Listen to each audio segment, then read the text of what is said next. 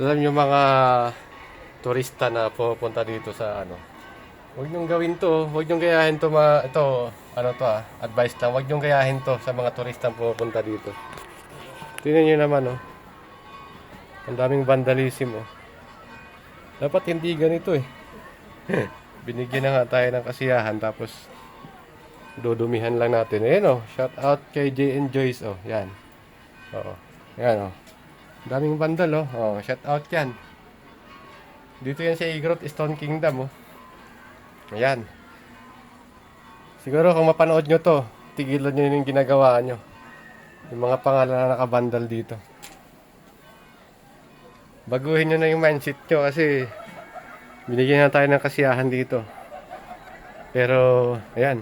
Donald, che. Oh. Ayan.